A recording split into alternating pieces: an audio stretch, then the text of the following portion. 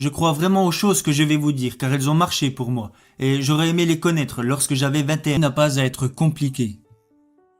Nous nous compliquons trop la vie. Je vais faire 5 suppositions sur les personnes présentes dans cette pièce aujourd'hui. Je suis prêt à parier que vous voulez réussir votre vie professionnelle. Je suis prêt à parier que vous voulez réussir votre vie personnelle. Je suis prêt à parier que vous avez besoin de vous sentir utile. Je suis prêt à parier que vous voulez vous sentir en sécurité pour votre avenir. Et le 5e point est que je suis prêt à parier que vous voulez aller au paradis. Je vais maintenant vous donner un plan simple pour réussir les 5, parce que vous n'avez pas besoin de sacrifier votre vie religieuse ou votre vie personnelle pour réussir professionnellement. Tout est lié et ce n'est pas compliqué. J'ai toujours essayé de ne jamais me compliquer la vie. Vous rendez-vous compte qu'un arc-en-ciel comporte seulement 7 couleurs? Seulement 7. Regardez ce que Michel-Ange a réussi à faire avec ces 7 couleurs. Il existe seulement 7 notes de musique. Regardez ce que Beethoven a réussi à faire avec ces 7 notes. Il existe seulement 10 chiffres. Regardez ce que Bernard Madoff a réussi à faire avec ces 10 chiffres. Le point que je veux soulever est que la vie n'a pas à être compliquée. Vous avez besoin de 4 choses dans votre vie. Et s'il vous manque une de ces 4 choses, vous ressentirez un vide énorme. Premièrement, tout le monde a besoin d'avoir quelque chose à faire.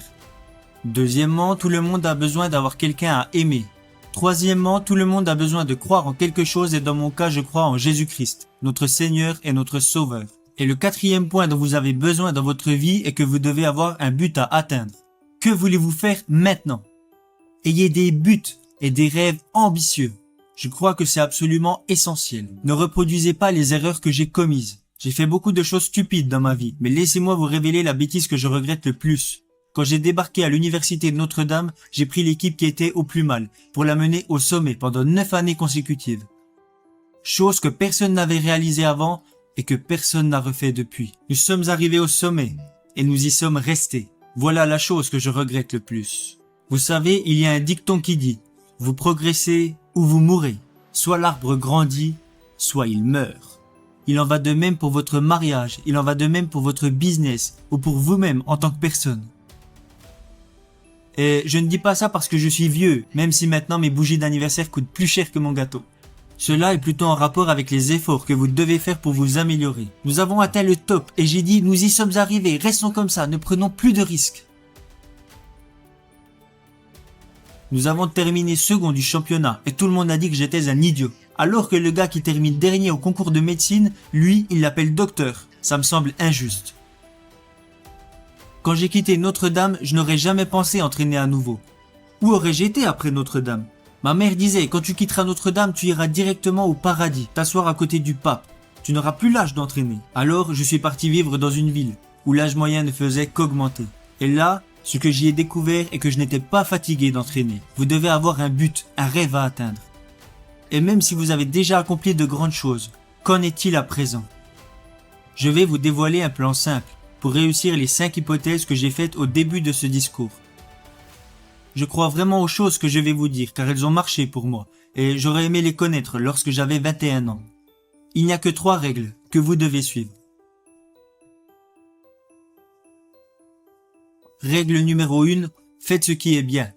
Faites le bien, évitez le mal et si vous avez un doute, regardez dans la Bible. Je ne crois pas que c'est bien de retrouver le portefeuille d'un coéquipier avant même qu'il l'ait perdu. Ça s'appelle du vol, mon garçon. Je l'ai trouvé, oui, mais il ne l'avait pas encore perdu. Faites ce qui est bien.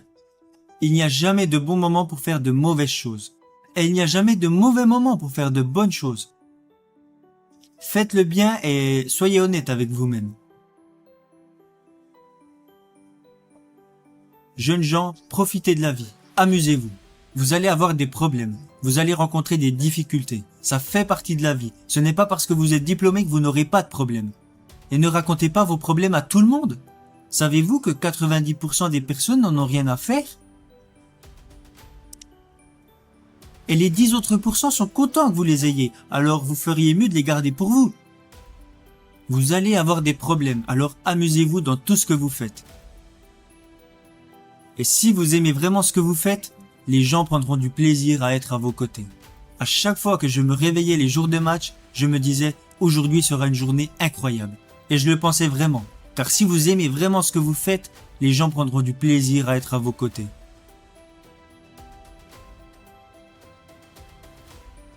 Règle numéro 2. Faites du mieux possible avec les capacités que vous avez et le temps qui vous est donné. Vous savez, tout le monde n'a pas les capacités d'être en équipe première. Mais tout le monde se doit de donner le maximum qu'il est capable de donner.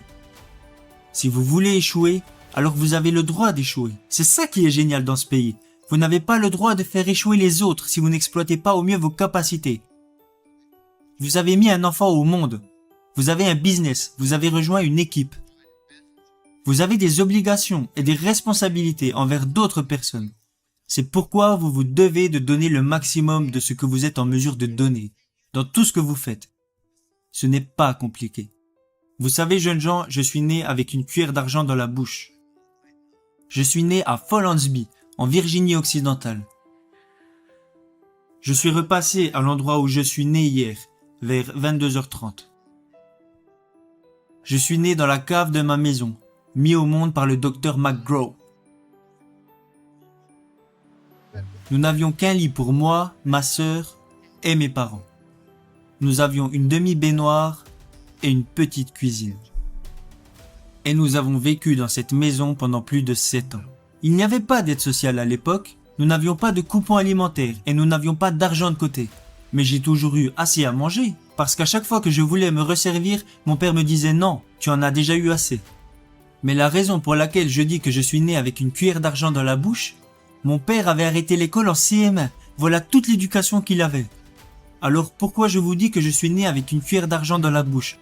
C'est parce que mes parents m'ont appris que la vie est une question de choix, et qu'ils soient bons ou mauvais, ce sont vos choix qui vous définissent. Alors ne blâmez jamais les autres, car si vous recevez une bonne éducation et que vous êtes prêt à travailler dur et à surmonter les problèmes et les difficultés, alors dans ce grand pays, vous pouvez accomplir des choses extraordinaires. Voilà pourquoi je dis que je suis né avec une cuillère d'argent dans la bouche. Ma dernière règle est de montrer aux autres que vous vous souciez d'eux. Vous ne pouvez pas entrer dans une pièce et dire « Hey, je suis là, regardez-moi ». Non. Dites plutôt « Je suis là, comment puis-je vous aider ?» Ce n'est pas si compliqué.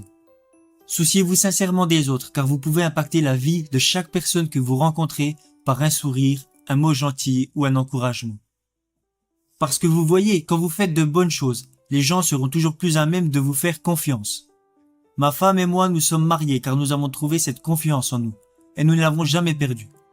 Le seul moyen de vous faire confiance est de faire des choses bien. C'est ce que Dieu veut que nous fassions. Faites de bonnes choses.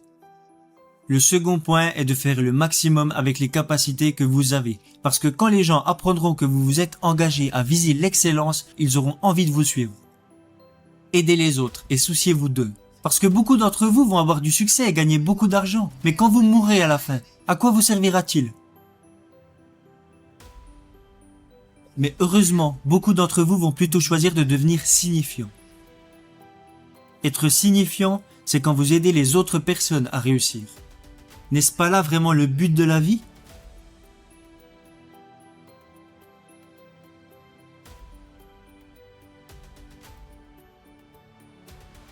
J'aurais aimé connaître ces 3 règles lorsque j'avais 21 ans, et je les utilise maintenant depuis plus de 40 ans.